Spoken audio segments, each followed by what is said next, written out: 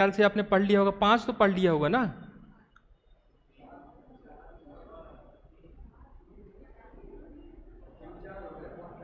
तीन चार, सांख्य पढ़ा, योग पढ़ा, न्याय पढ़ा, वैशेषिक पढ़ा, नहीं पढ़ा, आधा, मीमांसा नहीं, ठीक है। तो यहां से हम जंप करके आ रहे हैं सीधे कहां पर, वेदांत दर्शन में। शंकर उसी का पार्ट है ना असल में, है ना। अभी मैं समझाता हूं कैसे। चालू करूं? तो देखो,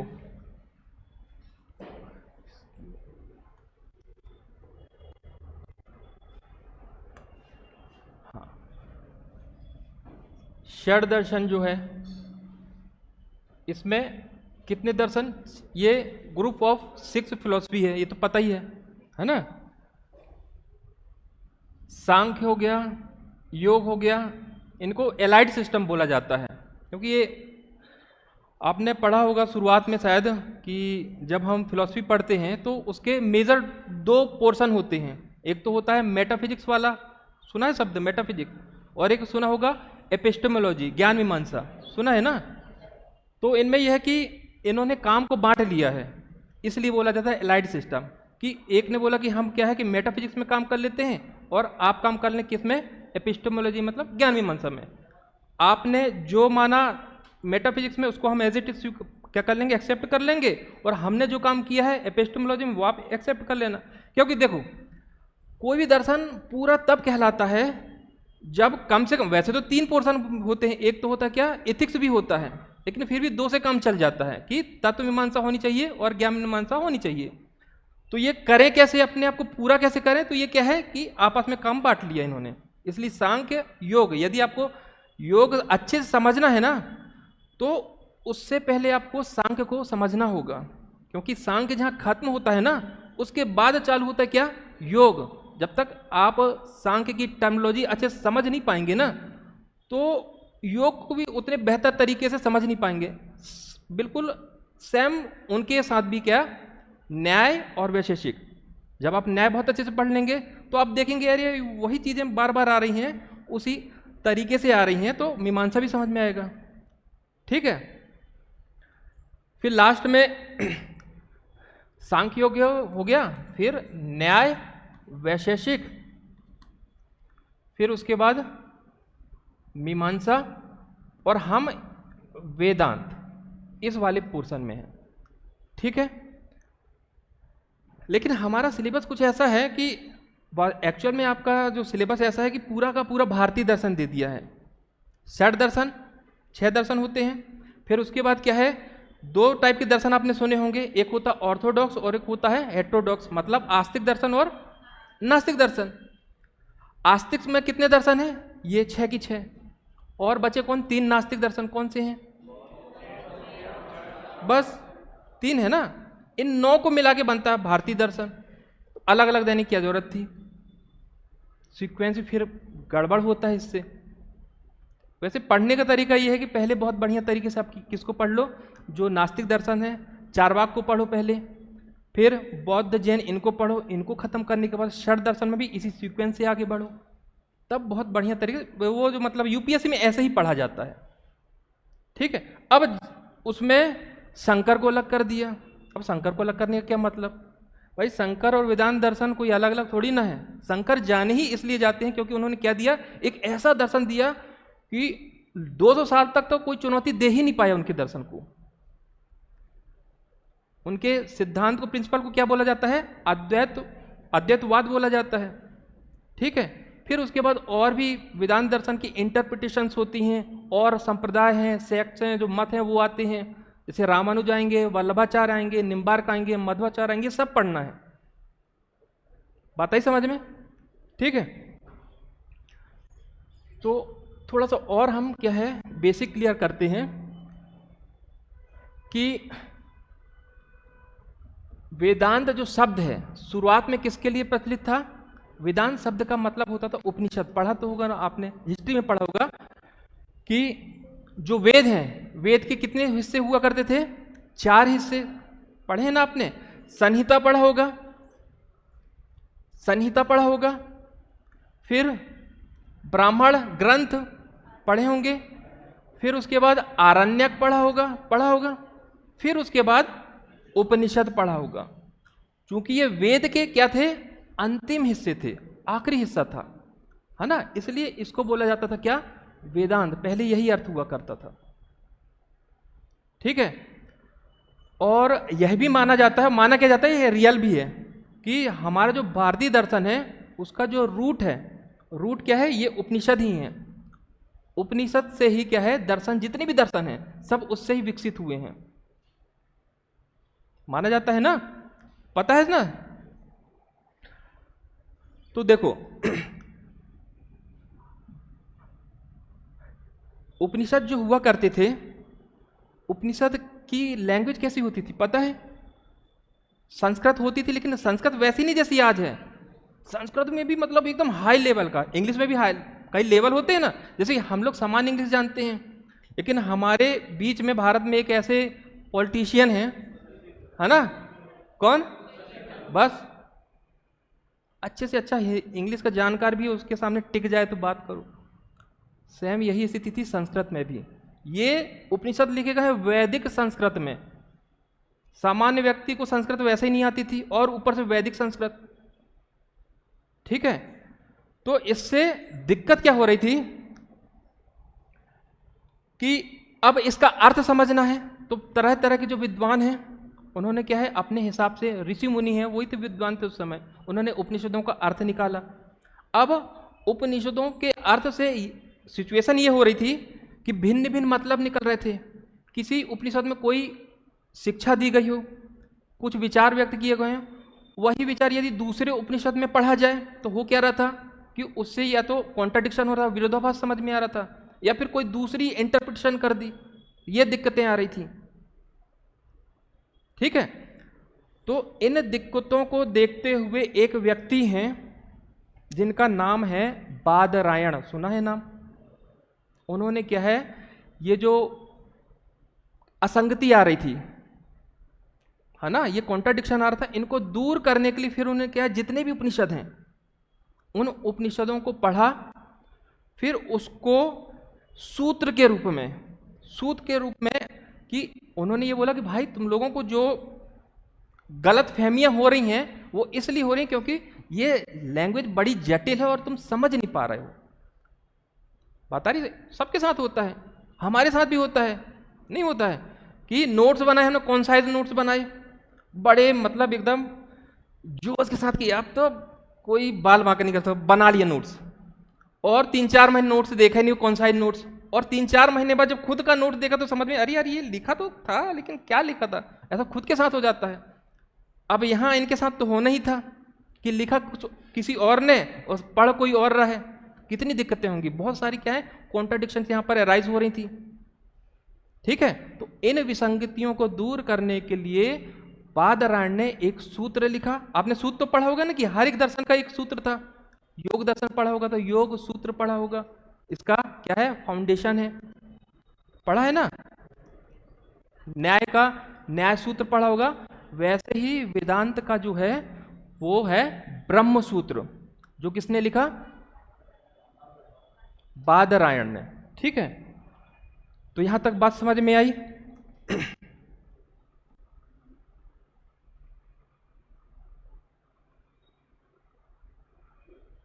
बादरायण।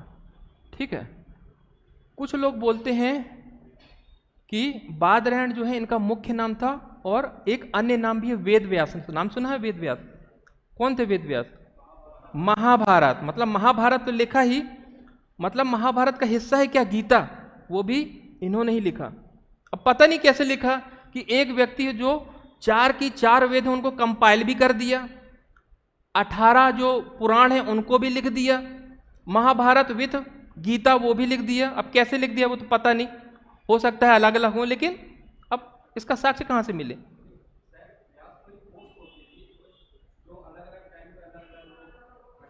हाँ, ऐसा भी विचार है, लेकिन वही ना, कह नहीं सकते ना, हो सकता है कि वो इस पोस्ट में रहे हों, मतलब ऐसे तरह तरह के विचार हैं। मैंने बताया ना, कुछ का मानना है कि वेद व्यास वही हैं जो बादरायण हैं, बादरायण जो उनका मुख्य नाम था, वेद व्यास वही व्यक्ति हैं। तो कहने का मतलब मेरा यही है और कुछ नहीं, है ना। तो इन्होंने लिखा ब्रह्म सूत्र। अब देखो यहां पर क्या लिखा है, सूत्र लिखा है। सूत्र मतलब वही जिसको हम बोलते हैं फॉर्मूला, फार्मूले के रूप में लिखा, ठीक है। फार्मूला क्या होता है कि बहुत बड़ी कोई बात हो उसको क्या है हम छोटे फॉर्म में लिख दें, जैसे कॉन्साइज नोट्स बनाते हैं।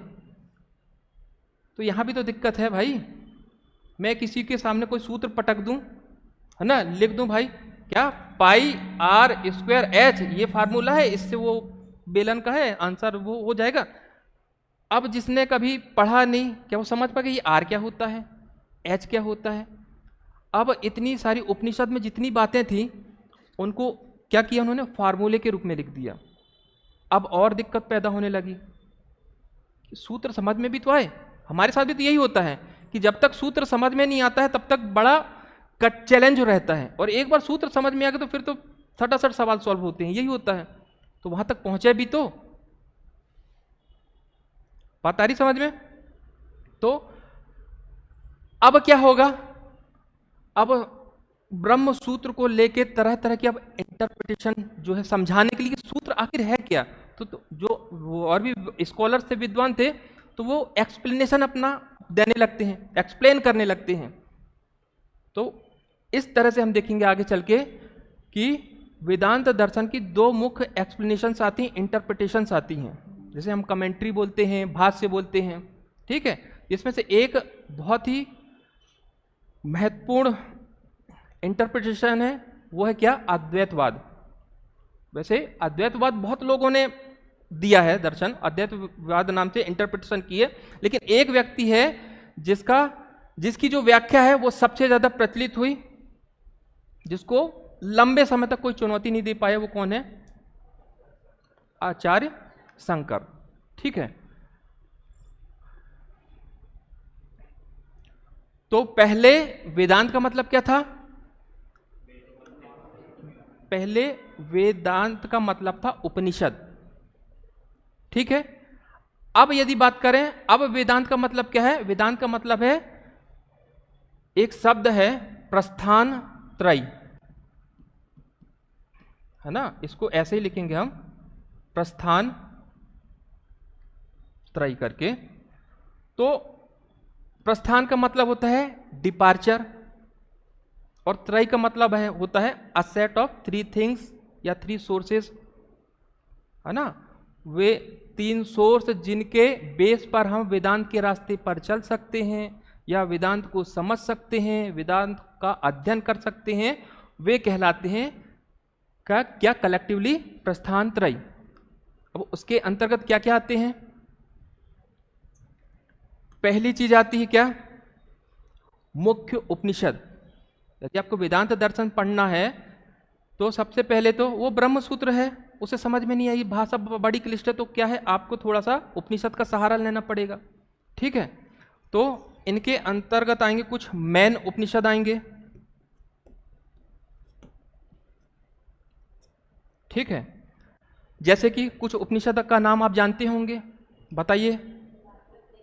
हाँ, जवाली उपनिषद, ठीक है, छांदोग उपनिषद, बृहदारण्यक उपनिषद, ईश उपनिषद, मुंडोक उपनिषद, प्रश्न उपनिषद, कठ उपनिषद, है ना। तो यही कुछ 8-10 करीब हैं जो क्या है, मैन है, जिनकी वैल्यू है, ठीक है। तो प्रस्थान त्रयी में पहली चीज क्या हो गई, उपनिषद हो गया। ये क्वेश्चन आ सकता है, 2 मार्कर में आ सकता है, प्रस्थान त्रयी। तो 3 जो सोर्स हैं उनका नाम आपको लिखना पड़ेगा। दूसरी चीज होगी क्या, गीता, ठीक है।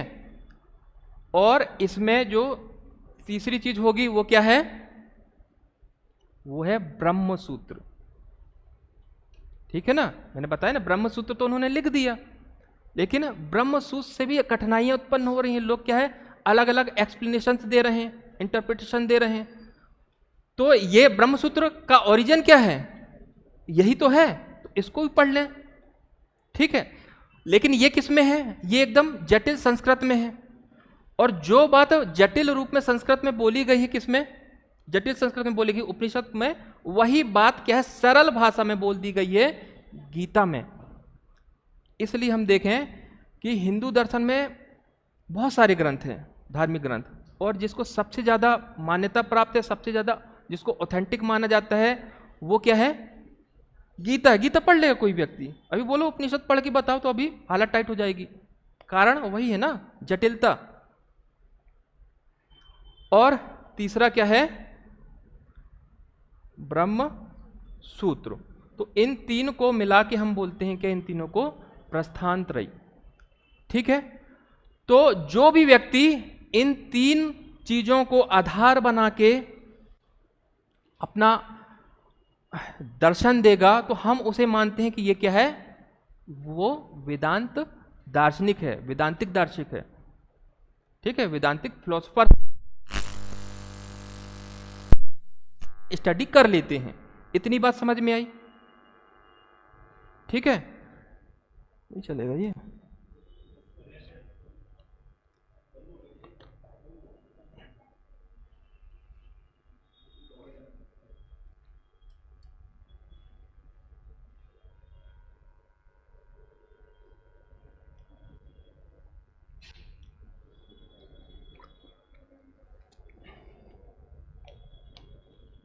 तो अभी तक मैंने क्या बताया?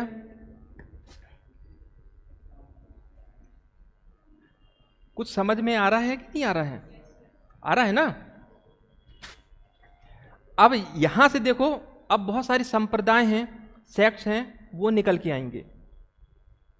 इन तीन चीजों, ये तीन जो प्रस्थानत्रयी हैं, सब क्या है अपने अपने तरह से इसको क्या करेंगे? इसकी इंटरप्रिटेशन करेंगे, जिसे हम क्या बोलते हैं? भाष्य बोलते हैं। भाष्य, टीका, है ना, कमेंट्री भी बोलते हैं इसको। और जो लिखने वाला है उसको कमेंटेटर बोलते हैं या इंटरप्रिटेटर बोलते हैं, बात वही है। ठीक है। तो शंकर जो हैं वो कुछ नहीं, वो क्या है? ये प्रस्थानत्रयी हैं, इसके क्या हैं? इसके भाष्यकार हैं, इंटरप्रिटेटर हैं। और उन्होंने जो अपना एक्सप्लेनेशन दिया, उससे जो मत निकल के आया, उसको हम क्या बोलते हैं? उसको बोलते हैं अद्वैतवाद। ठीक है। फिर देखो, अद्वैतवाद दे देंगे। ये अद्वैतवाद का मतलब क्या होता है? जहां पर जो अल्टीमेट रियलिटी, परम सत्ता बोला जाए, वो क्या है? केवल एक हो, है ना। अद्वैत, द्वैत का मतलब ड्यूअल, मतलब जहां पर आ यानी नॉन, नॉन ड्यूअल, जहां पर दो नहीं हो। दो नहीं हो इसका मतलब ये नहीं कि तीन हो, चार हो। इसका मतलब क्या है? दो नहीं हो मतलब दो से ज्यादा भी ना हो। मतलब बचा क्या फिर? एक, केवल एक हो। ठीक है। करो भाई इसको, मेन कहानी तो अब चालू होगी, तो समझाने के लिए मैंने बताया। तो पहले उपनिषद, पहले वेदांत का मतलब क्या? उपनिषद। अब वेदांत का मतलब प्रस्थानत्रयी, वो तीन सोर्स हैं, वो है। ठीक है। तो जो भी व्यक्ति इन तीनों को मिला के व्याख्या प्रस्तुत करेगा वो वेदांत दार्शनिक कहलाएगा, और उसका दर्शन क्या कहलाएगा? वेदांत दर्शन कहलाएगा। ठीक है। चाहे रामानुज का दर्शन हो, चाहे शंकर का दर्शन हो, चाहे वल्लभाचार्य का दर्शन हो, चाहे निम्बार्क हो, चाहे मध्वाचार्य हो, इन सब के दर्शन क्या कहलाएंगे? इन सब के दर्शन वेदांत दर्शन ही कहलाएंगे। बात आई समझ में? हालांकि और भी हैं, लेकिन इतने से काम बन जाएगा हमारा। चैतन्य महाप्रभु का नाम सुना होगा किसी ने, है ना। उन्होंने भी एक मत दिया है, अचिंत्य भेदाभेद, जिसके बारे में चिंतन ना किया जा सके उसको छोड़ देंगे, बाकी के ऊपर के देख लेंगे।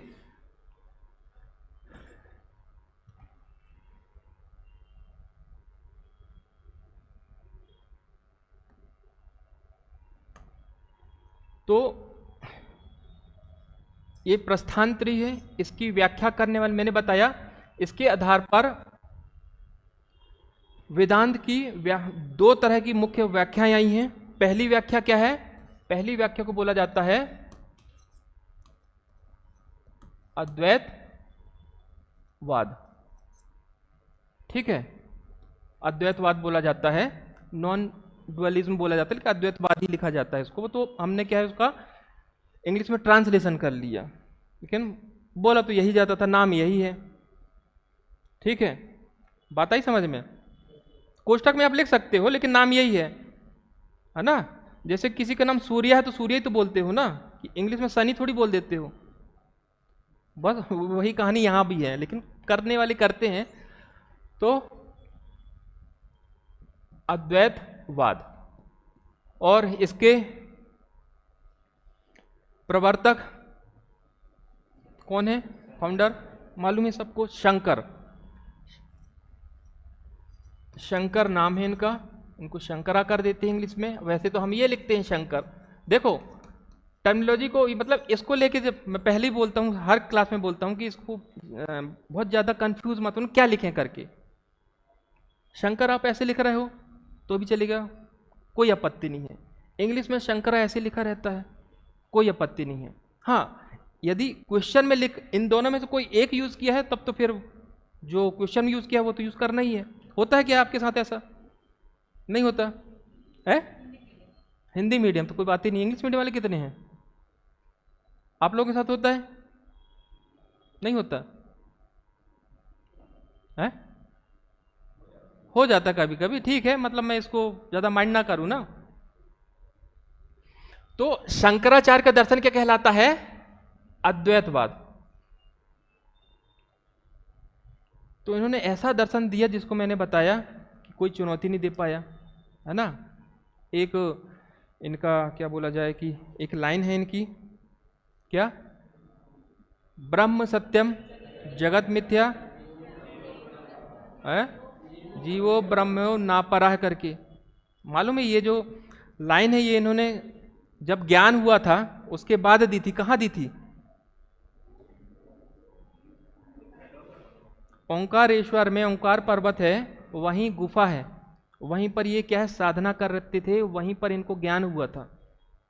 तो इन्होंने ये चीज बोली, मतलब जीव और ब्रह्म जो हैं वो कोई अलग अलग थोड़ी ना है, वो एक ही हैं। तो इस दृष्टि से वो एक मैसेज देना चाहते थे जातिवाद के विरुद्ध।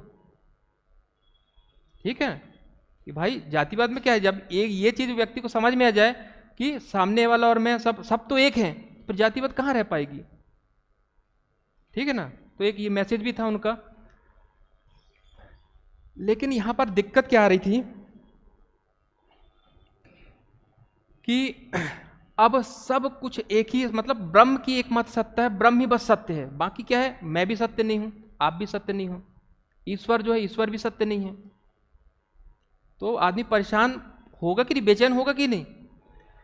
यदि कोई व्यक्ति ईश्वर की पूजा करना चाहे और बोल दे अरे तुम तो पागल हो, ईश्वर भी मिथ्या है, तुम भी मिथ्या हो, किसकी पूजा कर रहे हो, वो भी वहां भी तुम हो, यहां भी तुम हो, तुम अपनी ही पूजा कर रहे हो, कुछ इस तरह का यदि व्यक्ति सोचने लगे तो वो भक्ति करेगा तो करेगा कैसे, बताओ। होगी कि नहीं दिक्कत। क्योंकि भक्ति के लिए दो चीज होनी बहुत जरूरी है, एक तो भक्त हो गया, डिवोटी हो गया, और दूसरा ईश्वर गॉड तो होना चाहिए जिसकी भक्ति करनी है। अब दोनों ही एक हो गए तो फिर समस्या ही समस्या है, नहीं है कि नहीं। तो ये समस्या 200 वर्षों तक थी। इनका दर्शन मतलब तर्क की दृष्टि से, लॉजिक की दृष्टि से कोई काट ही नहीं पा रहा था, इतना खतरनाक दर्शन। 200 साल लग गए। ठीक है, 200 साल के बाद मैं एक और परंपरा आती है, उसको बोलते हैं वैष्णव वेदांत। नाम सुना है? ठीक है, वैष्णव वेदांत से ही फिर भक्ति की जो परंपरा है वो चालू होती है। भक्ति आंदोलन है ना, सुना हो, हिस्ट्री में पढ़ते हो, वैष्णव संप्रदाय पढ़ते होगे वहां पर। ठीक है, तो वैष्णव संप्रदाय, वैष्णव का मतलब क्या हुआ, वो लोग जो विष्णु और विष्णु के अवतार, जैसे कि कृष्ण हो गया, राम हो गया, बलराम हो गया, है ना, आखिरी में चल के क्या बुद्ध को भी शामिल कर लिया, समेट लिया कि भाई तुम भी आ जाओ, तो 10 अवतार बोलते हैं। तो जो इनकी पूजा करते हैं, इनको मानते हैं, तो वो कहलाते हैं वैष्णव। आधुनिक काल में देखें तो एक जो है वैष्णव जो है वो बड़े प्रसिद्ध हैं, है ना, जिनकी फोटो आप जेब में लेके घूमते हो, गांधी जी नहीं है। वैष्णव जन तो तेने कहिए पीर पराई जाने रे करके, वो भी तो वैष्णव हैं। ठीक है, तो इसके बाद दूसरी जो परंपरा आती है वो है वैष्णव वेदांत वाली। ठीक है, तो जैसे तैसे करके फिर इन्होंने रास्ता निकाला कि किसी तरह से क्या है, भक्ति का मार्ग निकल जाए। क्योंकि शंकराचार्य ने क्या है कि ज्ञान मार्ग पर, पाथ ऑफ नॉलेज, ज्ञान मार्ग पर बहुत ज्यादा बल दिया। ठीक है, इतना ज्यादा कि अब भक्ति की संभावना जो है बड़ी छीण हो गई, भक्ति का मार्ग जो है बड़ा कॉम्प्लिकेटेड हो गया, कठिन हो गया। कोई भक्ति करे तो कैसे करे। तो इन लोगों ने क्या किया कि वैष्णव परंपरा के कुछ ग्रंथ होते हैं जिसे पंचरात्र आगम कहते हैं। पंचरात्र सुना है ना? पंचरात्र आगम करके इनके ग्रंथ हैं, प्लस वेदांत की परंपरा, इन दोनों को मिला के इन्होंने क्या किया, इन्होंने भक्ति का मार्ग स्थापित किया और सफल भी रहे। और इस परंपरा के सबसे पहले व्यक्ति कौन रहे? वल्लभाचार्य, नहीं वल्लभा नहीं, रामानुज आते हैं। ठीक है, तो रामानुज भी हैं तो वेदांती, लेकिन कैसे हैं? वैष्णव वेदांती हैं। इनका मुख्य जो मोटो है वो क्या है? भक्ति को स्थापित करना, उसको इस्टेब्लिश करना। ठीक है, तो यहां पर आते हैं रामानुज आचार्य, है ना? आचार्य तो सम्मान से बोला जाता है, शंकर नाम है, शंकराचार्य बोलते हैं। इन्हीं को आदि गुरु शंकराचार्य बोलते हैं, आदि शंकराचार्य बोलते हैं, एक ही है। ठीक है, तो रामानुज के ही, अच्छा, इनका जो मत है वो क्या कहलाता है? विशिष्टाद्वैतवाद, है ना? अद्वैतवाद तो है, लेकिन ये क्या है कि उस अद्वैतवाद में कुछ अलग व्याख्या जोड़ रहे हैं, कुछ इंटरप्रिटेशन जोड़ रहे हैं, ताकि उससे भक्ति का मार्ग निकल जाए। पता नहीं समझ में? तो आगे आने वाले सब अद्वैतवादी होंगे, लेकिन कुछ ना कुछ जोड़ देंगे ऐसा कि भक्ति का स्कोप है वो बचा रहे। ठीक है, तो इनका कहलाता है विशिष्ट अद्वैतवाद। ठीक है, और इन्हीं के शिष्य थे कौन? रामानंद। और रामानंद के शिष्य थे कौन? कबीर। कबीर पढ़ना है हमें, है ना? तो भक्ति आंदोलन की शुरुआत कहाँ हुई? ये देखो, बड़ी इंटरेस्टिंग बात है कि ये सारे के सारे दक्षिण भारत से आ रहे हैं, है ना? तो ये क्वेश्चन भी आता है प्री में, कभी देखा हो तो, है ना? भक्ति आंदोलन की शुरुआत कहाँ होती है? वो दक्षिण भारत से ही होती है। और किनके द्वारा होती है?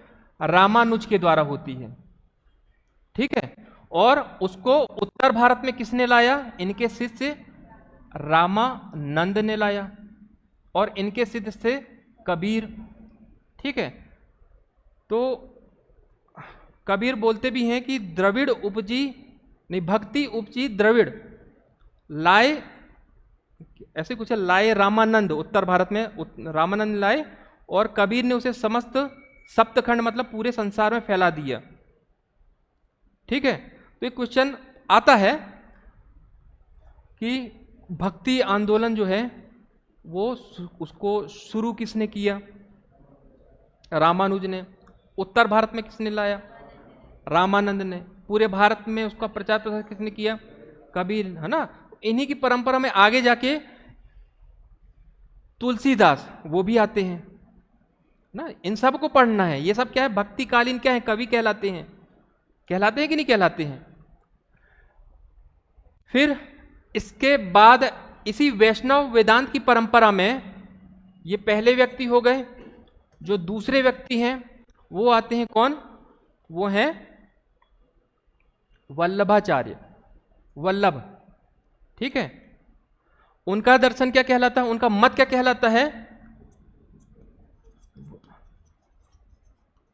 वल्लभाचार्य। इनका कहलाता है क्या? शुद्ध अद्वैतवाद। देखो यहां भी क्या है? अद्वैतवाद है। ये सब पढ़ेंगे, अभी रटने की जरूरत नहीं है, सारे आएंगे। अभी तो मैं बता रहा हूं कि ये किस तरह से क्या है, सीक्वेंस से क्या है, एक के बाद एक मत आ रहे हैं। इनके पीछे लॉजिक है, ये क्यों आ रहा है कि ये क्या है, एकदम रैंडमली नहीं आ रहा है, ऐसी सिचुएशन ही क्रिएट हो गई थी कि इस तरह का कुछ करना पड़ा। ठीक है, तो इनका है शुद्ध अद्वैतवाद, है ना, शुद्ध अद्वैतवाद। अभी आगे आएगा, स्लाइड में आएगी, ये सारी चीजें आएंगी, अभी टेंशन मत लो।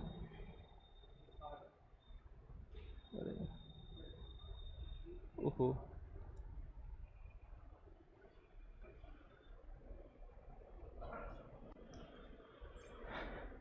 और वल्लभाचार्य के शिष्य थे सूरदास,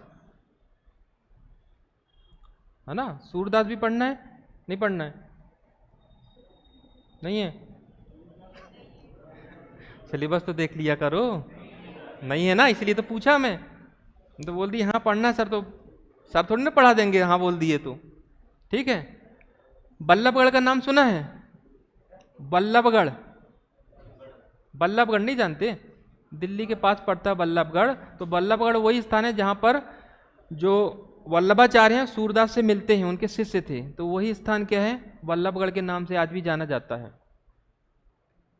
ठीक है, तो ये वल्लभाचार्य हो गए।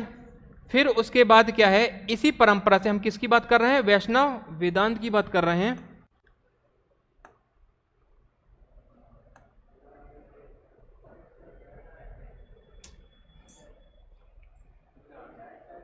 है?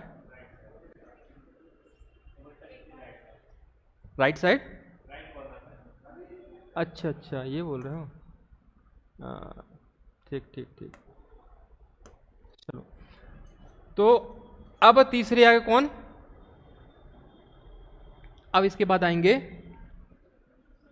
निम्बार्क, है ना, शंकर हो गए, रामानुज हो गए, वल्लभाचार्य हो गए, अब निम्बार्क आएंगे, निम्बार्क आचार्य बोला जाता है ना।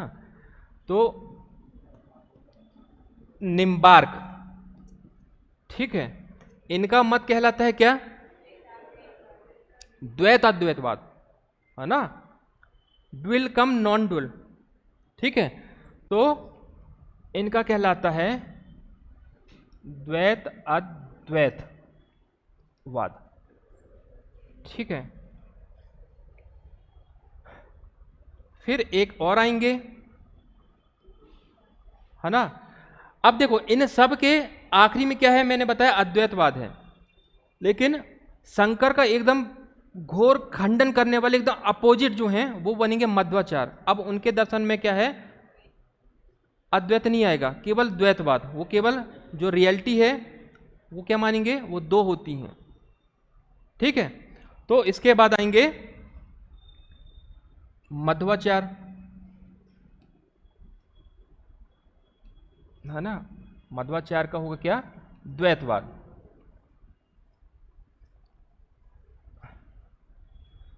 तो इतनी बात समझ में आई, है ना, इतनी चीजें हमें पढ़नी है। सबसे पहले हम पढ़ेंगे किसको, शंकराचार्य को। क्लियर है, अब थोड़ा सा उनका बैकग्राउंड देख लेते हैं, पृष्ठभूमि देख लेते हैं। वेदांत दर्शन, तो ये मैंने आपको बता दिया क्या, कि इसका जो आधारभूत ग्रंथ है वो क्या है, ब्रह्मसूत्री है। मतलब वेदांत दर्शन के जितने भी सूत्र हैं वो सारे के सारे कहाँ मिलेंगे आपको, वो ब्रह्मसूत्र में मिलेंगे।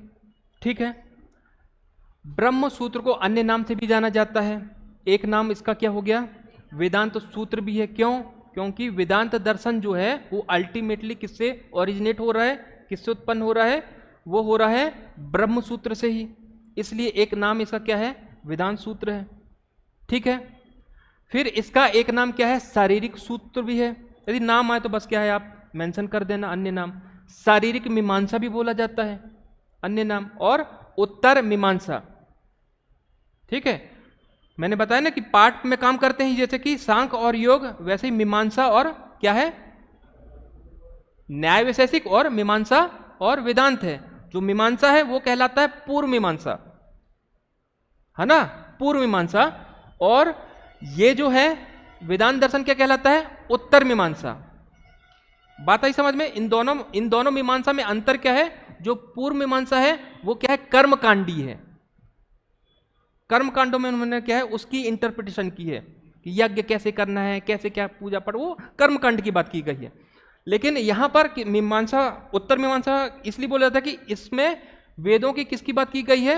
ज्ञान कांड की बात की गई है, नॉलेज की बात की गई है इसमें। बात आई समझ में? तो ये अंतर, मेजर अंतर है दोनों में। ठीक है, ये मैंने आपको बता ही दिया कि इन तीनों को क्या बोला जाता है? कलेक्टिवली प्रस्थान त्रयी बोला जाता है, कलेक्टिवली कॉल्ड प्रस्थान त्रयी। ठीक है, विभिन्न संप्रदाय या सेक्ट्स मैंने आपको बता दिए और प्रवर्तक बता दिए। हाँ, एक चीज और कि ये जो भिन्न भिन्न संप्रदाय आ रहे हैं और जो इंटरप्रिटेशन हो रही है, जो व्याख्या हो रही है, एक प्रश्न को लेके हो रही है जो बहुत परेशान कर रहा है इनको। वो प्रश्न क्या है? वो प्रश्न है जीव और ब्रह्म। जीव का मतलब यहां पर वही है, आत्मा से भी है, इंडिविजुअल सेल्फ से भी है, एक ही मतलब सोल है। आत्मा परमात्मा, परमात्मा मतलब यहां ब्रह्म, आत्मा यानी जीव।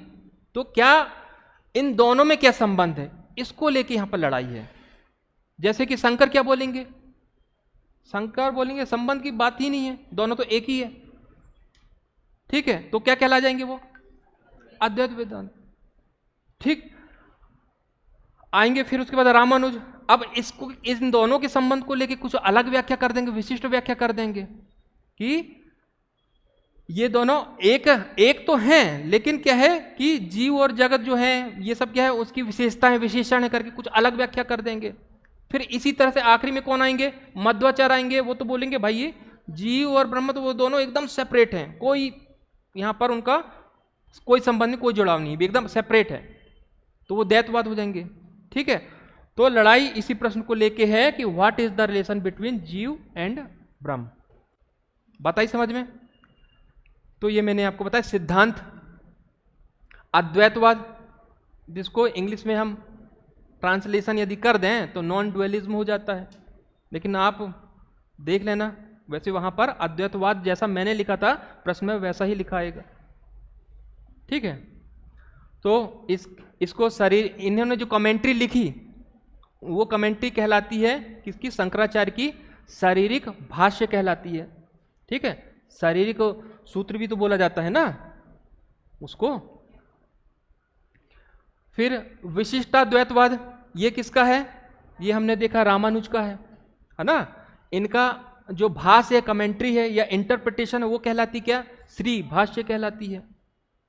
इनसे 2 मार्कर क्वेश्चन बन सकते हैं। इनका प्रिंसिपल या इनका ओपिनियन जो मत है, संप्रदाय है, वो क्या कहलाता है? वो कहलाता है विशिष्टाद्वैतवाद कहलाता है। फिर उसके बाद शुद्धाद्वैतवाद मैंने बताया आपको, है ना। तो ये किन्होंने दिया? वल्लभाचार्य ने दिया। और इन्होंने जो कमेंट्री लिखी वो कहलाती क्या? अणु भाष्य कहलाती, अणु भाष्य है ये। ठीक है, ये अणु परमाणु वाला अणु भाष्य है। फिर द्वैताद्वैतवाद, है ना, ये किन्होंने दिया? ये निम्बार्क ने दिया। और इनका भाष्य क्या कहलाता है?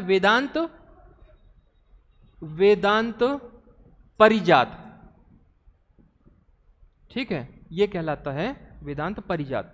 और लास्ट में हमने एक और देख लिया, किसको? मध्वाचार्य को, है ना। मध्वाचार्य का द्वैतवाद बिल्कुल इनका अपोजिट। क्लियर है? यहां तक बात समझ में आई?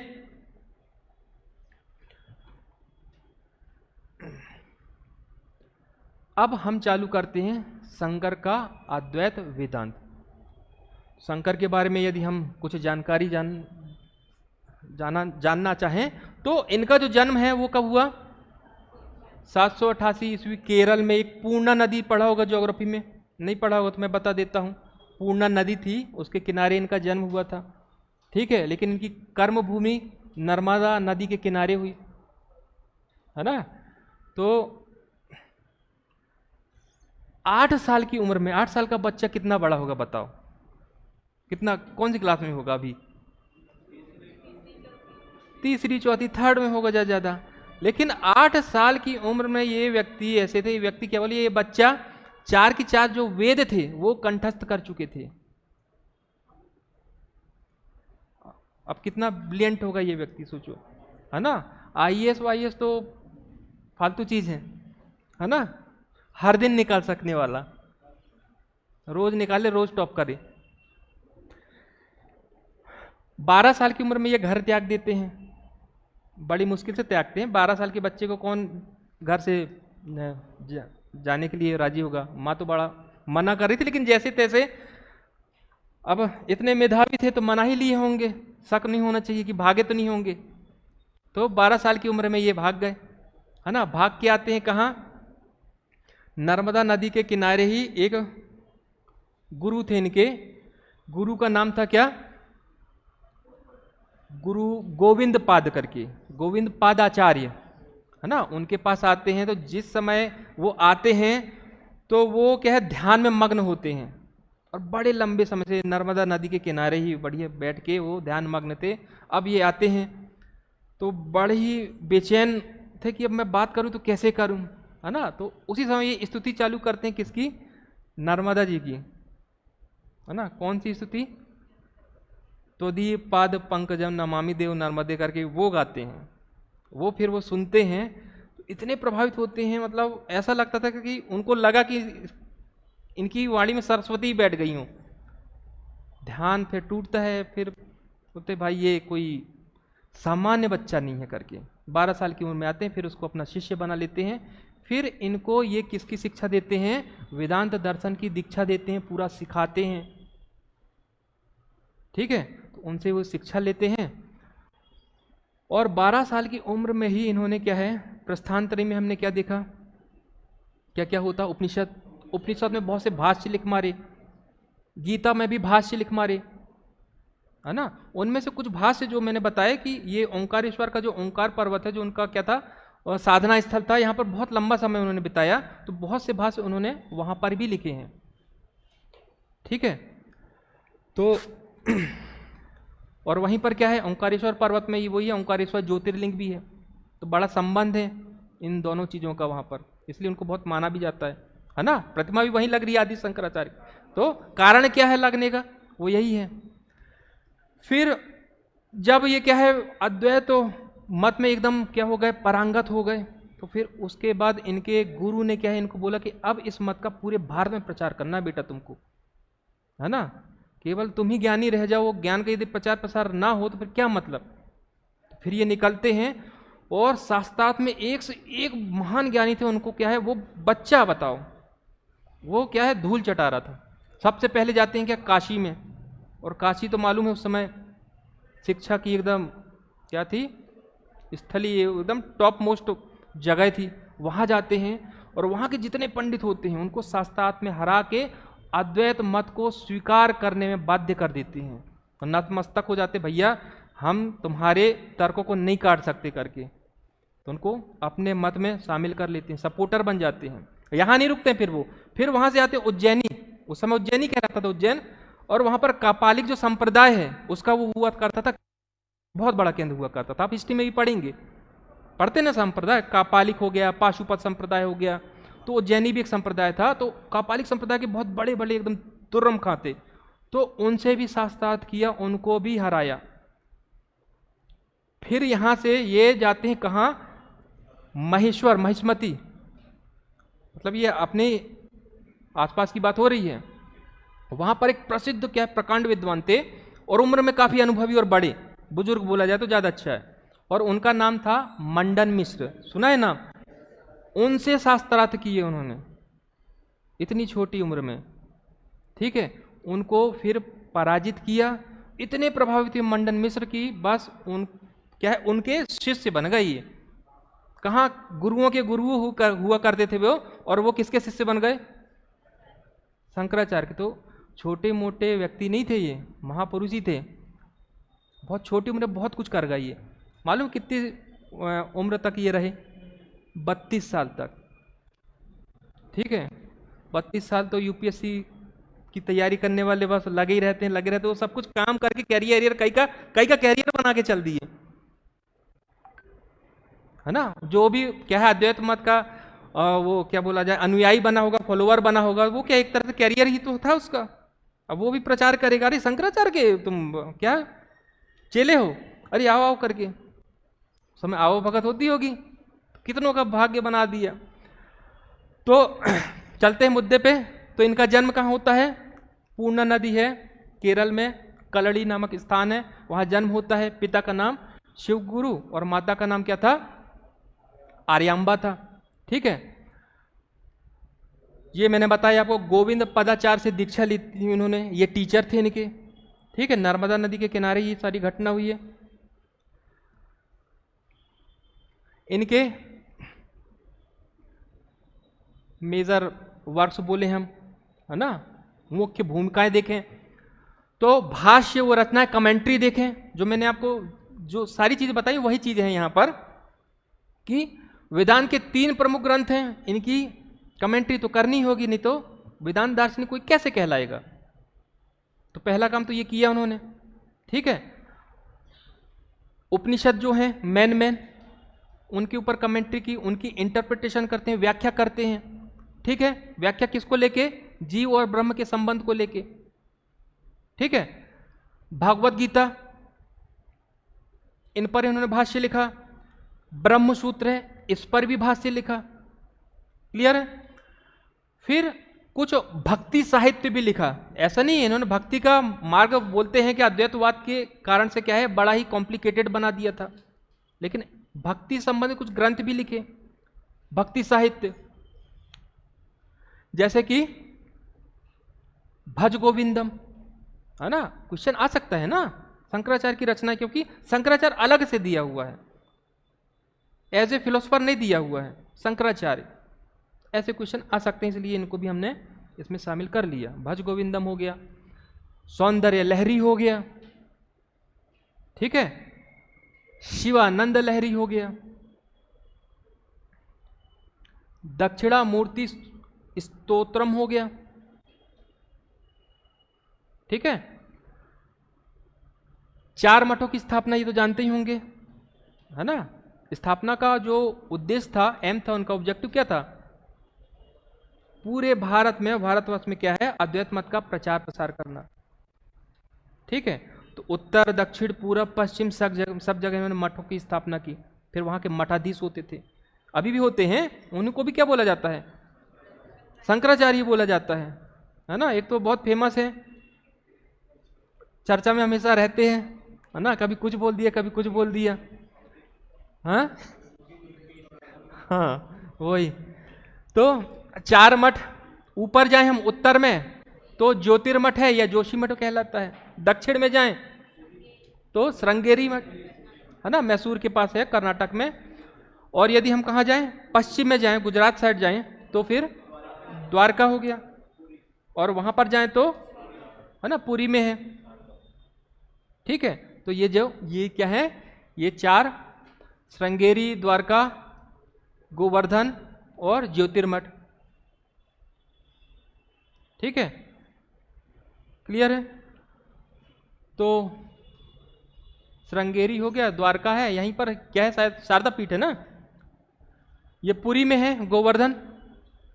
और ज्योतिर्मठ, जोशी मठ भी बोला जाता है, उत्तराखंड में, है ना। तो ये ज्योतिर्मठ है या जोशी मठ भी है, एक ही बात है, जोशी मठ भी बोला जाता है। और इनके क्या मुख्य जो डेटी, जो देवता हैं वो भी हैं। श्रृंगेरी में देखा जाए तो शारदा, है ना, और भी हैं, ऐसा नहीं कि केवल इन्हीं की पूजा होती है, लेकिन मुख्य तौर पर बोला जाता है कि इनकी पूजा होती है। यहाँ पर द्वारका में यदि जाए तो वहाँ पर माँ भद्रकाली और भी हैं, लेकिन मुख्य रूप से ये हैं। फिर गोवर्धन, वहाँ पर तो जगन्नाथ हैं। और ज्योतिर्मठ में बद्री नारायण है। क्लियर है। तो ये मैंने आपको बता ही दिया अद्वैतवाद क्यों बोला जाता है, क्योंकि ये क्या बोलते हैं, जीव और जो ब्रह्म है वो कोई 2 अलग अलग सत्ताएं नहीं, बल्कि क्या है, ये दोनों एक ही हैं, कोई भिन्न नहीं है ना। क्लियर है, ये दोनों ही क्या है, जीव भी वही है, ब्रह्म है। मोक्ष में कुछ नहीं होता, जीव को बस ये ज्ञान हो जाता है कि मैं ही ब्रह्म हूं, अहम ब्रह्मास्मि, बस हो गया मोक्ष। प्राप्त हो गया, तो वो पूरी प्रोसेस बताएंगे आगे चल के। ठीक है। अब सबसे पहले हम देखते हैं जगत विचार मतलब तत्वमीमांसा ही एक तरह से। तत्वमीमांसा में हम क्या, मेटाफिजिक्स में क्या क्या पढ़ते हैं बताओ? 3 चीजें पढ़ते हैं, ईश्वर, जगत और आत्मा। ठीक है, ठीक। गॉड हो गया, थ्योरी ऑफ गॉड या थियोलॉजी बोलते हैं उसे, है ना। तो ईश्वर के बारे में पढ़ते हैं, फिर जगत, है ना, जगत के बारे में पढ़ते हैं, उसे कॉस्मोलॉजी भी बोलते हैं, है ना, थ्योरी ऑफ वर्ल्ड भी बोलते हैं, तो कॉस्मोलॉजी हो गया। और आखिरी आत्मा के बारे में थ्योरी ऑफ सोल बोलते हैं, यहाँ सेल्फ बोलते हैं, सेल्फ ही बोलते हैं, आत्मा। ठीक है। तो यहां पर ये बात करते हैं किसकी? सबसे पहले जगत विचार की। क्लियर है? तो समझते हैं सबसे पहले इसको यदि आपने समझ लिया मतलब इनके क्या है, जगत विचार या इनकी कॉस्मोलॉजी को आपने समझ लिया। क्या बोलती हैं? ब्रह्म सत्यम जगत मिथ्या जीवो ब्रह्मैव ना परः, मतलब ब्रह्म ही क्या है, एकमात्र सत्य है, ब्रह्म ही एकमात्र सत्य है, जगत जो है वो है मिथ्या। अब यहां पर एक चीज मैं आपको क्लियर कर दूं कि यहां पर मिथ्या का मतलब क्या है। मिथ्या का मतलब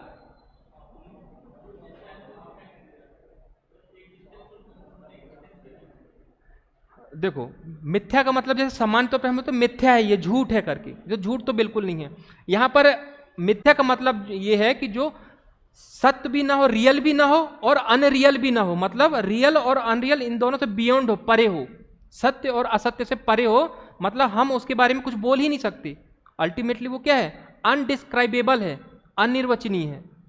तो मिथ्या का मतलब यहां पर ये होता है, बात आई समझ में? मिथ्या का मतलब वो नहीं होता है फॉल्स हो गया, अनरियल हो गया। क्लियर है? याद रहेगा, है ना। तो ये चीज कॉन्सेप्ट वाली चीजें। आगे क्या है? जीवो ब्रह्मैव ना परः है, मतलब जीव और ब्रह्म, जीव क्या है? ब्रह्म ही है। इससे मतलब ये होता है जीव जो है ब्रह्म एव, जीव ही ब्रह्म है, मतलब जीव और ब्रह्म दोनों में कोई अंतर नहीं है। ना परः, जीव ही ब्रह्म है, दोनों में कोई अंतर नहीं है। तो यह है इसका मतलब, बात आई समझ में? ठीक है। तो यही है द अल्टीमेट रियलिटी, यानी ब्रह्मा इज द ट्रूथ या रियल। ठीक है। जगत मिथ्या द वर्ल्ड, या जगत इज इल्यूजरी या मिथ्या है। जीव ब्रह्म ना परः द इंडिविजुअल सेल्फ, या जीव is not different from Brahma. तो जीव जो है ब्रह्म से अलग नहीं है, वो दोनों एक ही हैं। क्लियर है? अब देखो, ये जगत को समझाने के लिए एक एग्जाम्पल का सहारा लेते हैं, इसी से समझना पड़ेगा। ये इनका जगत, ये मैं नहीं बोल रहा हूं, ये इनके विचार हैं, इनके शब्द हैं, इनके शंकर के शब्द हैं कि जगत को यदि समझाना हो तो वो एक एग्जाम्पल उठाते हैं, उससे समझाने का प्रयास कर रहे हैं। वो एग्जाम्पल क्या है? वो एग्जाम्पल है सांप और रस्सी वाला। ये तो पढ़ा ही होगा कहीं फिलॉसफी में, है ना। वो वही एग्जाम्पल बड़ा फेमस है पूरे दर्शन में।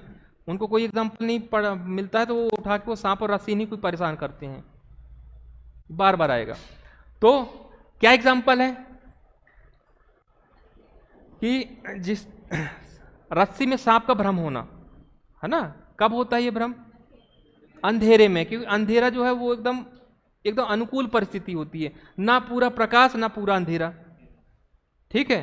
तो उस स्थिति में क्या होता है कि कभी कभी भ्रम हो जाता है, रस्सी को देखे कि ये सांप है ना, ऐसे ही होता है ये।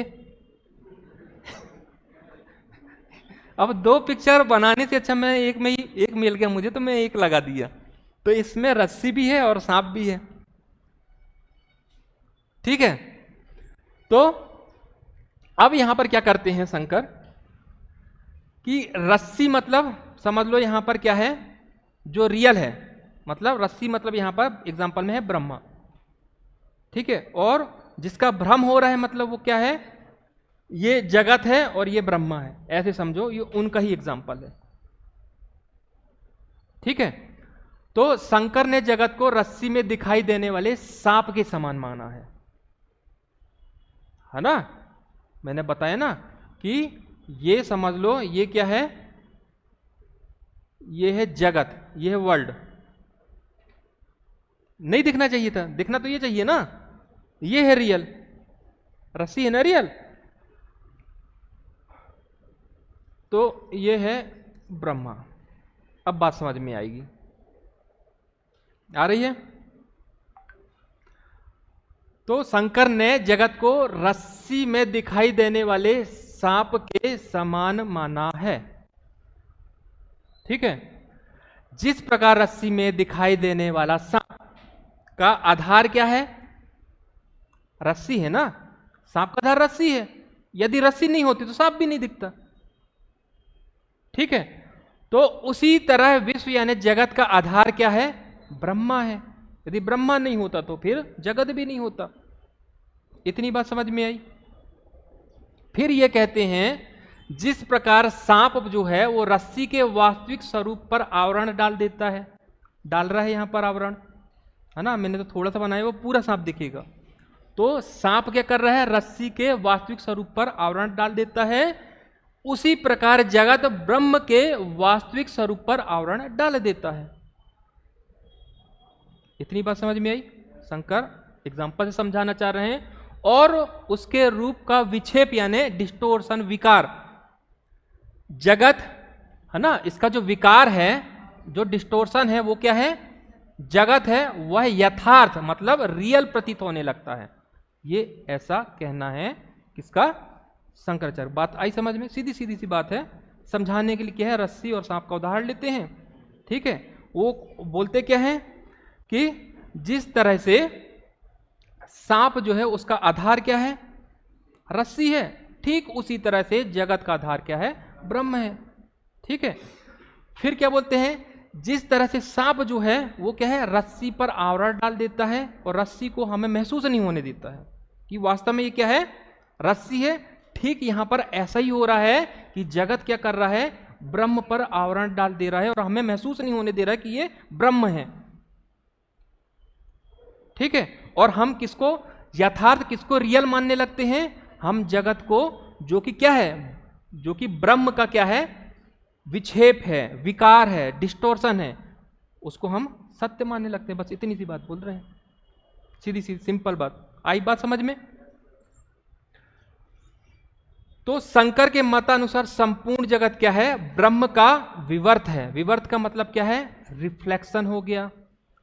ठीक है, रिफ्लेक्शन, शेडो बोल दो। जैसे कि हम रात को, चांदनी रात में बाल्टी भी लें या कोई बड़ा सा बर्तन लें तो उसमें क्या है, चांद की छवि दिखती है। तो जो चांद की छवि है ना, छवि वो क्या है, वो है विवर्त। ठीक है, और चांद क्या है, वो रियल है। तो इसी तरह से संपूर्ण जगत क्या है, ब्रह्म का विवर्त है।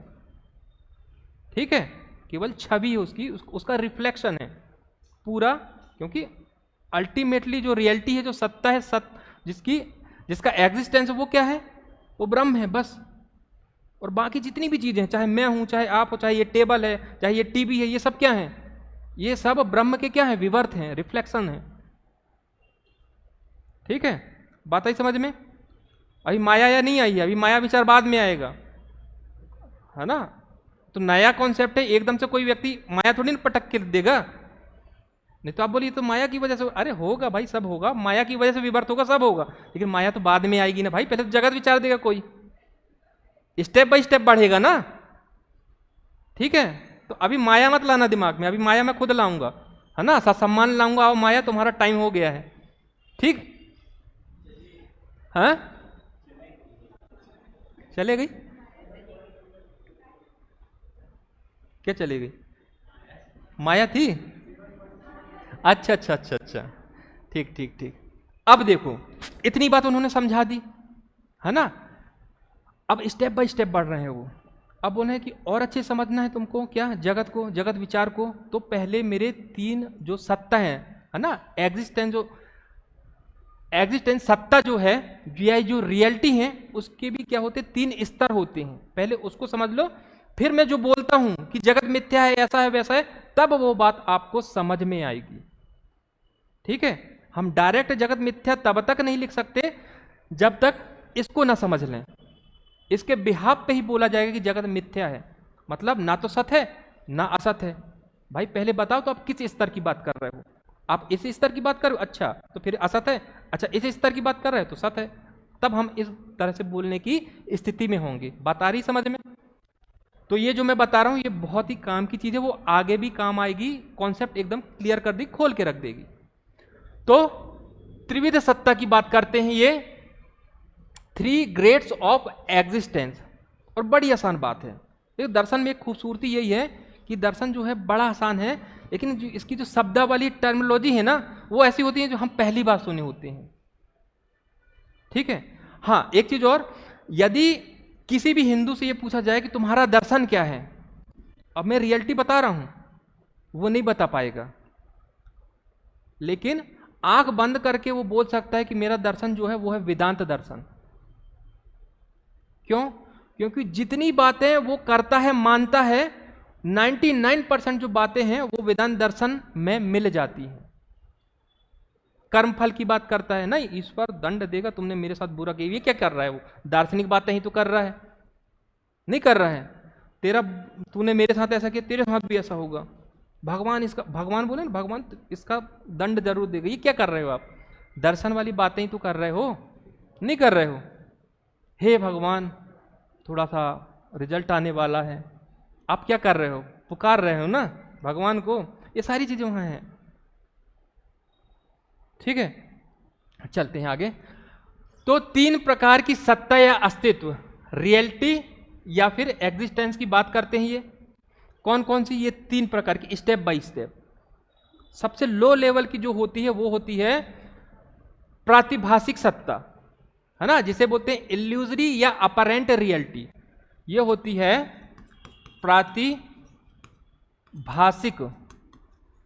प्रातिभाषिक सत्ता है ये।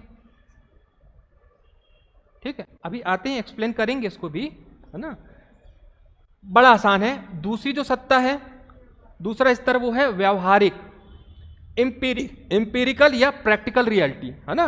तो ये है व्यावहारिक। ये क्वेश्चन भी आ सकता है, सत्ता के आप क्या है प्रकार बताएं, note down the types of existence according to Shankar, आ सकता है। और जो सर्वोच्च लेवल की जो सत्ता है वो कहलाती क्या? पारमार्थिक, या इसको बोलते हैं इंग्लिश में क्या? सुप्रीम या फिर एब्सोल्यूट रियलिटी। 3 नाम याद हो गए। पहला क्या? प्रातिभाषिक, दूसरा व्यवहारिक, और तीसरा पारमार्थिक। ठीक है, अब एक एक करके समझते हैं हम इनको। सबसे पहले बात करते हैं किसकी? प्रातिभाषिक या किसकी? Illusory, apparent reality. ठीक है, तो इसके अंदर वे विषय आते हैं जो स्वप्न अथवा भ्रम में उपस्थित होते हैं, है ना। सपने में आप सोच रहे हैं बढ़िया से, ये है ना, सपने में सोच रहे हैं रिजल्ट आ गया है ना, मिठाई ठाई बढ़ गई हैं, डिप्टी कलेक्टर बन गए हो, है ना, गाड़ी भी सामने खड़ी होकर बढ़िया सपने में देख रहे हैं। ये क्या है? ये प्रतिभाषिक सत्ता है। और जैसे ही सपना टूटेगा क्या होगा? इन सब का खंडन हो जाएगा, ये सब रिफ्यूट हो जाएंगे, रिजेक्ट हो जाएंगे। ठीक है, तो इसके अंदर वे विषय आते हैं जो स्वप्न अथवा भ्रम में उपस्थित होते हैं। जागृत अवस्था में ये क्या होंगे? ये खंडित हो जाएंगे। क्लियर है? पहली स्टेज। अब जो दूसरी स्टेज है वो है व्यवहारिक, प्रैक्टिकल या एम्पेरिकल। तो इसके अंदर वे वस्तुएं आती हैं जो हमारे जागृत अवस्था में सत्य प्रतीत होती हैं। मतलब जितनी भी सांसारिक वस्तुएं हैं, हम दुनिया में जितने भी प्रकार की वस्तुएं देखते हैं वो किस स्तर पे देखते हैं? हम व्यवहारिक स्तर पर देखते हैं। बात आई समझ में? ये टेबल कुर्सी हो गया, ये जितनी भी चीजें हैं दुनिया में, गाड़ी मोटर कार किताब पेन, ये सब क्या है? इन सब की व्यवहारिक सत्ता है। ठीक है, अब इसके बाद आती है पारमार्थिक, सुप्रीम या फिर एब्सोल्यूट रियलिटी या एग्जिस्टेंस, है ना। तो यह शुद्ध सत्ता होती है जो नाबाधित होती है उसका रिजेक्शन नहीं हो सकता है, उसका रिफ्यूटेशन नहीं हो सकता है। त्रिकाल अबाधित बोलते हैं। त्रिकाल मतलब उसका खंडन ना तो पास्ट में हुआ था, ना वर्तमान में हो पाया, ना भविष्य में हो पाएगा। तीनों काल में उसका खंडन नहीं हो सकता है। वो होती है उसकी होती है पारमार्थिक सत्ता। ठीक है। और ऐसी सत्ता कौन हो सकती है? एक ही है ना, ब्रह्मा की हो सकती है, ब्रह्म ही है। क्लियर है?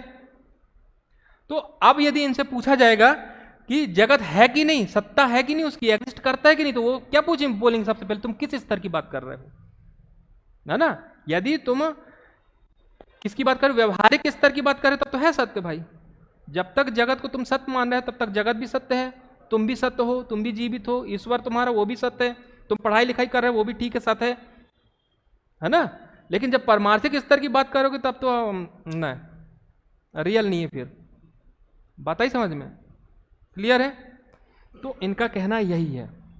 तो कुछ कुछ बात क्लियर हो गई होगी। तो जगत जो है व्यवहारिक दृष्टिकोण से पूर्णतः सत्य है, इनको यहां पर लेके कोई समस्या नहीं है ना। ये लॉजिक सही भी है। आम व्यक्ति का जीवन कैसे चलेगा, कैसे चलेगा? बड़ा मुश्किल हो जाएगा ना।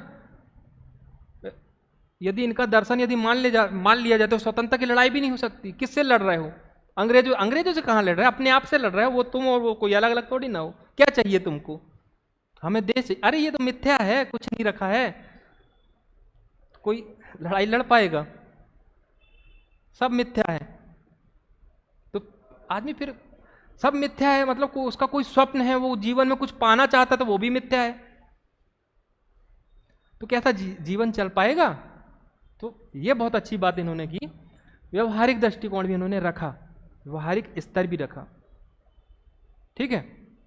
तो प्रतिभासिक सत्ता की अपेक्षा अधिक सत्य है। प्रतिभासिक यानी स्वप्न वाली अवस्था, उससे ज्यादा सत्य है। सत्य है कि नहीं? क्योंकि सपने जो होते हैं वो कैसे होते हैं?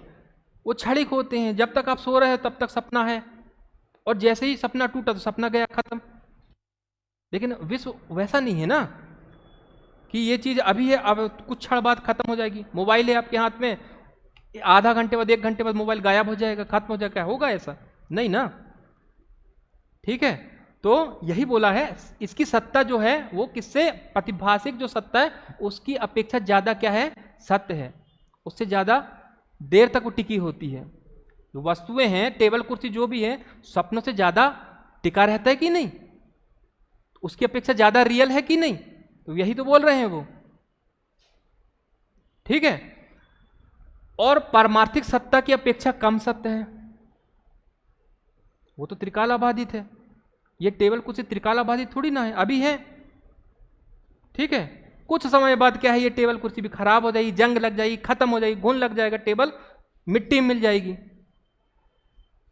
अरे 1 साल बाद, 2 साल बाद, 1000 साल बाद तो खत्म हो जाएगी ये टेबल, नहीं हो जाएगी। तो परमार्थिक स्तर से टक्कर थोड़ी ले पाएगी ये, है ना। तो उससे कम सत्य है और प्रतिभासिक सत्ता की अपेक्षा अधिक सत्य है। ये कहना चाह रहे हैं, एकदम लॉजिकली है, लॉजिक के साथ बढ़ रहे हैं आगे। भाई दर्शन ऐसा है तभी तो 200 सालों तक कोई उनको काट नहीं पाया ना। सारा स्कोप रखा उन्होंने। यदि स्तर की बात नहीं करते तो हो सकता था कि कहीं ना कहीं वो कट सकते थे। तो इतिहास में ऐसा पहली बार हुआ था, और आज भी बहुत लोग कोशिश कर रहे हैं, लेकिन आज भी क्या है, उसका तोड़ नहीं है। बल्कि यह है कि नव वेदांती कहलाने लगे, नई व्याख्या करने लगे। जैसे कि स्वामी विवेकानंद, वो नव वेदांती ही हैं, आगे पढ़ेंगे हम, है ना। फिर अरविंद जो हैं वो भी क्या है, नव वेदांती हैं। सर्वपल्ली राधाकृष्णन वो भी नव वेदांती कहलाते हैं। तो नव क्यों आ रहे हैं भाई? इसी में कुछ जोड़ देते, कुछ कर देते, यदि औकात होती तो। ठीक है, बात यही है। अब देखो क्या हुआ है।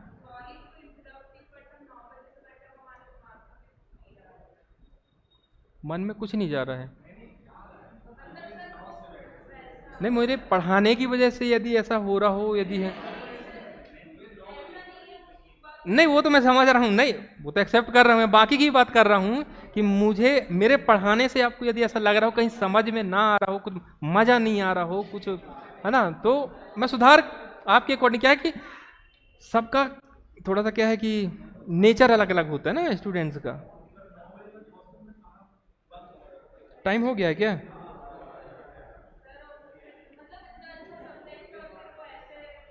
तो ठीक लग तो रहा है ना, भले समझ में नहीं आ रहा लेकिन ये लग रहा कि ठीक ठीक समझ रहे हैं, समझाने की कोशिश की जा रही है। तो मुझे कोई समस्या नहीं, आप लोग जैसा बोले।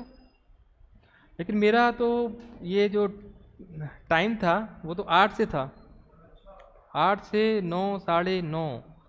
फिर कैसे करते हैं? मतलब इतने दिख रहे हैं, ये नहीं दिखते हाँ?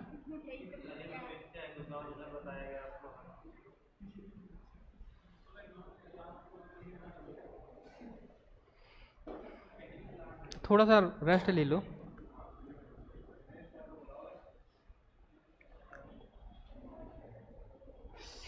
सात से आठ, 8:30। वैसे तो टाइम हो गया है, 1.5 घंटे मेरे ख्याल से हो रहे हैं। तो थोड़ा सा है नहीं। वैसे सही बताऊं तो ताजुब मैं भी करता हूं कि आप लोग कैसे इतना टिकल जाते हो। बात सही है। अब थोड़ा सा लिंक्ड है ना ये, इसलिए मैं बताना चाह रहा हूँ कि ये खत्म हो जाए, बीच में छोड़ने का वो मजा आएगा नहीं। कि अब ये क्या है कि ये लंबी लंबी बात तो कर दिए, पारमार्थिक दृष्टि से असत्य है। तो अभी यहाँ इतना नहीं रुके और तर्क भी देते हैं कि भाई मेरी बात से यदि सहमत ना हो तो मैं और तर्क भी दे देता हूँ कि मैं जगत को परमार्थिक दृष्टि सत्ता तक क्यों नहीं ले जा पा रहा हूँ, जगत में क्या कमियां हैं, कि ब्रह्मा के बराबर तक क्यों नहीं ये जा पा रहा है परमार्थिक स्तर तक। ठीक है, तो उसकी ही आर्गूमेंट है, बात आ रही समझ में कि जगत को ये कहाँ रोक दे रहे हैं, ये व्यवहारिक स्तर जो है, प्रैक्टिकल जो है ना, रियलिटी, वहां तक रोक दे रहे हैं। तो उसके पीछे वो बोल रहा है कि मैं ऐसा क्यों कर रहा हूं वो भी जान लो। तो उन्होंने बोला कि भाई जो वस्तु सदा वर्तमान रहती है, मतलब हमेशा जिसका एग्जिस्टेंस हो, त्रिकाल आभाजित हो, मैं उसी को तो परमार्थिक बोल सकता हूं। क्या आपको जगत में ऐसा दिखाई देता है? बताओ कि उसे सत्य माना जाता है, परंतु जो सर्वदा वर्तमान नहीं रहती है वह असत है ना, अनरियल है। असत के यहाँ फाल्स नहीं, अनरियल है ना। जैसे टेबल कुर्सी है, हमेशा नहीं रह सकती ना। तो एक जो है कारण यही बता रहे हैं कि जगत जो है वो क्या है, उत्पत्ति और विनाश के अधीन है। इसका क्या है, कंस्ट्रक्शन भी होता है और उसका डिस्ट्रक्शन भी होता है। जगत का मतलब समझते हो क्या होता है? जगत का मतलब कुछ नहीं है, संसार की जितनी भी वस्तुएं हैं, यहाँ पर जितनी भी वस्तुएं यहाँ पर जानते हो, उन सब को कलेक्टिवली क्या बोला जाता है? जगत बोला जाता है, और कुछ नहीं। पर्वत, पठार, मैदान, मैं, आप, टेबल, कुर्सी, ये कैमरा, घड़ी, ये सब जगत है। इन सब को कलेक्टिवली बोला जाता है जगत। पाता ही समझ में? और ये सारी चीजें कैसी हैं? चाहे पर्वत पठार की बात ले लो, 1000 साल बाद तो नष्ट होगा ना होगा। तो बस यही कहना चाह रहे हैं कि जगत जो है उत्पत्ति और विनाश के अधीन होता है। इसकी उत्पत्ति होती है, इसका विनाश भी होता है। पहला तर्क तो ये बताते हैं कि त्रिकाल बाधित, इस वजह से ये नहीं हो सकता। जो आप परिवर्तनशील है वही क्या है, रियल हो सकता है ना। ये नष्ट क्यों हो रही है? ये नष्ट तो इसीलिए हो रही ना क्योंकि ये क्या है, परिवर्तनशील है, इनमें चेंज आ रहा है। ठीक है, जो देश काल और कारण नियम के अधीन है वह रियल नहीं हो सकता। देश काल मतलब टाइम और स्पेस, ये टाइम के अधीन तो है ना, ये टेबल नहीं है। 1000 साल बाद ये टाइम ही तो बोल रहा हूं मैं, खत्म हो जाएगी। ठीक है, अभी इस जगह में है, कभी हो सकता है यहाँ, जरूरी थोड़ी कि हमेशा यहीं रहे। मैं इसको यहां से उठा के कहीं और रख दूं तो यहाँ तो ये क्या हो गई, यहाँ के लिए तो ये अनरियल हो गई ना। टाइम स्पेस और कारण, कार्य नियम, हर एक वस्तु का कोई ना कोई कारण होता है। अब ये टेबल है, इसका भी तो कारण है, लकड़ी तो कारण है कम से कम। जब तक लकड़ी नहीं होगी तब तक टेबल कैसे बनेगी? लेकिन ब्रह्मा के साथ ऐसा थोड़ी ना है कि कुछ और होता तो ब्रह्मा होता, ऐसा नहीं है ना। एक तर्क ये दे रहे हैं, ये सीधा सीधा सिंपल सा, अपनी भाषा में आप लिख सकते हो इसको। ठीक है, कि जो देश काल और कारण नियम, what is subject to the space time and causal laws is not true. या इज नॉट रियल। ठीक है, what is independent of this is real या ट्रू। जो इनसे स्वतंत्र हो हम उसको ही मान सकते हैं क्या, रियल। ठीक, जिस प्रकार स्वप्न की वस्तुएं दृश्य हैं उसी प्रकार विश्व की वस्तुएं दृश्य हैं, ऐसा ही है ना।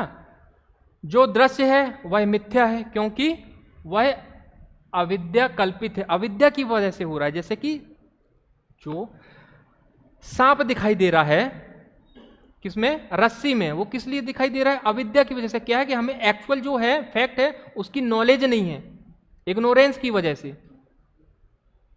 ठीक है, तो यहां पर भी यही हो रहा है कि विश्व की वस्तुएं जो दृश्य हैं वह भी क्या है, इसी तरह से मिथ्या है। बात आई समझ में। जो दृश्य है वह मिथ्या क्योंकि अविद्या कल्पित है। अगला तर्क जो देते हैं वो ये देते हैं कि जगत जो है वो क्या है, ब्रह्म का विवर्त है, रिफ्लेक्शन है ना। और जो रिफ्लेक्शन है, क्या रिफ्लेक्शन को हम सत्य मान सकते हैं, नहीं ना। क्या बाल्टी में दिखने वाला वो चंद्रमा है, क्या हम उसको सत्य मान सकते हैं, नहीं मान सकते। तो फिर इसको क्यों मानोगे, ये भी तो विवर्त ही है ना। परमार्थ के लेवल तक जाने के लिए कम से कम वो विवर्त तो ना हो, ये तो विवर्त है। एक तर्क ये देते हैं जो पराविद्या से ज्ञात होता है वह सत्य है और जो अपराविद्या से ज्ञात होता है वह सत्य नहीं है। अब यह पराविद्या का मतलब क्या है, परा और अपरा दो विद्या ही। पराविद्या को जो उच्चतम ज्ञान होता है ना, उच्चतम ज्ञान मतलब ऐसा ज्ञान जो आत्मा और परमात्मा इन दोनों के संबंध के बारे में हमें जानकारी देता हो, वैसा ज्ञान उसको बोलते हैं। और ये जो अपरा ज्ञान होता है वो कुछ नहीं है, जो वर्ल्डली नॉलेज है, सांसारिक ज्ञान होता है। जैसे कि आपका गणित का ज्ञान हो गया, विज्ञान का ज्ञान हो गया, ठीक है, बात आई समझ में, रसायन हो गई, ये जितने भी ज्ञान है ये क्या है, ये सांसारिक ज्ञान है। तो जो सांसारिक ज्ञान होते हैं वो रियल नहीं होते हैं। भाई आज कोई सिद्धांत है गणित का, हो सकता है कोई नया फार्मूला आ जाए आगे, कितनी बार तो विज्ञान में ऐसा होता रहता है, नहीं होता रहता है। ठीक है, वो पृथ्वी को लेकर ही कितनी लड़ाई हुई है कि पहले पृथ्वी केंद्र में थी कि सूर्य केंद्र में, आपने पढ़ा ही होगा, है ना। तो समय के साथ साथ क्या हुआ, ये ज्ञान, ये कैसा ज्ञान, अपरा ज्ञान, ये अनरियल हो गया। कोपरनिकस आए, ठीक ठाक बताया लेकिन उसका भुगतान भी करना पड़ा, क्योंकि वो कैसा युग था, अंध युग बोला जाता है, धर्म का बोलबाला था, कैद कर लिया गया। ब्रूनो थे, कुछ ऐसी बात करते, उनको तो जला दिया गया, जिंदा जला दिया गया। गैलीलियो सब कुछ बता दिया तो उनको कैद कर दिया गया।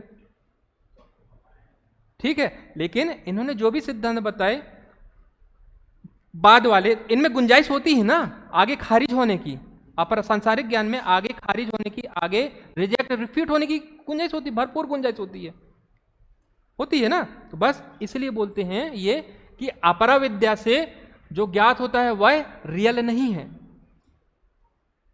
ठीक है, और जगत के बारे में हमें जो ज्ञान होता है वो किससे होता है, वो अपरा विद्या से ज्ञान होता है, वो आगे खारिज हो सकता है। क्लियर है। लेकिन ब्रह्म का ज्ञान अपरा से ज्ञान से नहीं हो सकता। वो कैसे होगा, वो पराविद्या से ही होगा, वो आत्म साक्षात्कार से ही होगा, और जो होगा फिर वो कभी खारिज नहीं होगा। ठीक है, कि व्यक्ति आत्म साक्षात्कार कर लिया फिर बाद में पता, अरे यार मैं तो गलत जान लिया करके अपने बारे में, ऐसा कभी नहीं होता है ना।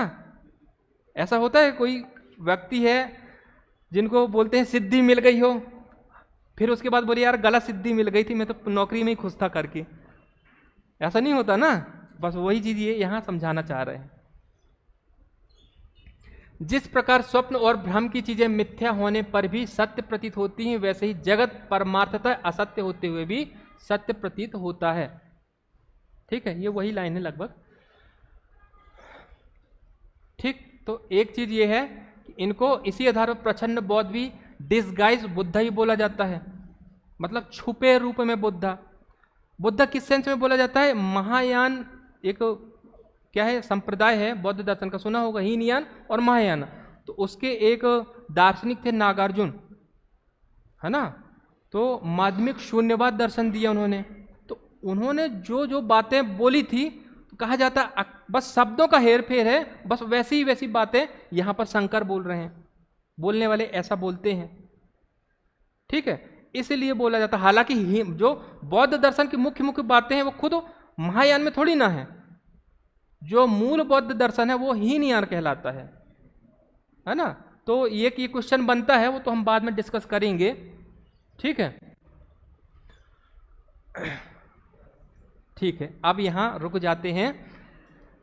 अब इतना जब बोल दिया है ना, हालांकि आंसर कुछ थोड़ा थोड़ी यदि आपने अच्छे से मेरी बातें सुनी होगी तो इसका आंसर आपके पास है कि अब यदि ये प्रश्न उठे, क्या विश्व पूर्णतः असत्य है, is the world totally unreal,